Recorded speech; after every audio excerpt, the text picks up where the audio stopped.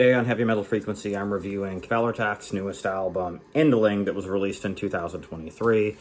And so, I feel like they've had different, let's use the word eras here. They've had different eras of the band because of different vocalists at first.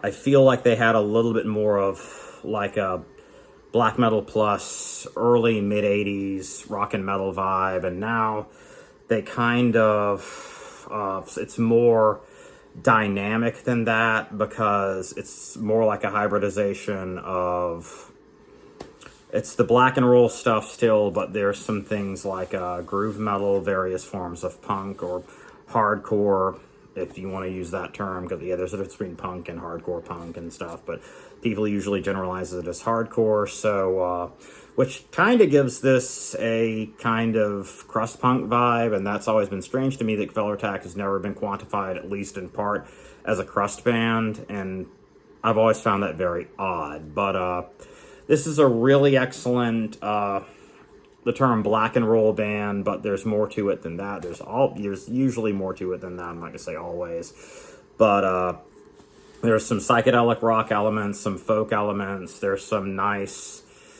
codas on here that have some folk rock vibes. Most of the lyrics are in Norwegian again.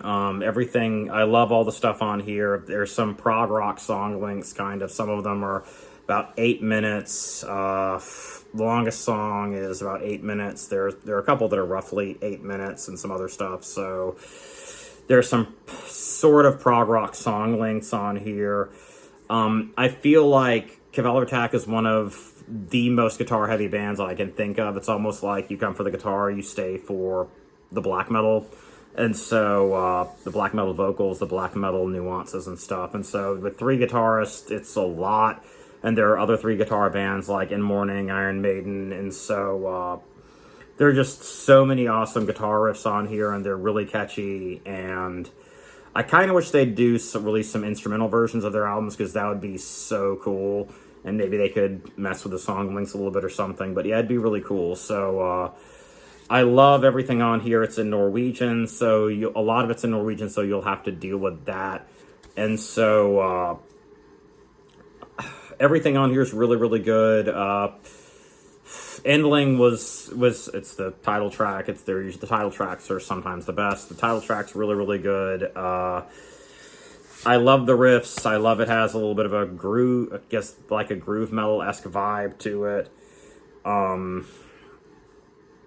And I absolutely love Kvelertak, and you should definitely pick up a copy of this because it is a fantastic black and roll, black metal rock, however you want to put that. I know the term is officially black and roll, but it's a little bit of an oversimplification with the massive amounts of dynamics and textures on this. The punk, the crust punk, it's crust punk by rote, but still some post-rock elements, some kind of like some 70s wall of sound as well, also by rote, because there's just so much with the guitars. There's a lot of wet signal guitar stuff, a lot of really nice usage of pedals and effects, not just distortion. And you can go back and listen to this over and over again there's a lot of replay value with all of the different nuances and effects, the folk touches, just how excellent this is of a really interesting take on like a classic rock black metal album. And that's what they do very well, is this classic rock black metal type stuff. I also feel like there's a little bit of other stuff like post-rock and stuff like that on here, and that's just great. And you should definitely pick this up and everything else that Kvelertak has done, because this is one of my favorite black metal bands. And next up, we have some other stuff, and that'll be cool. So thank you.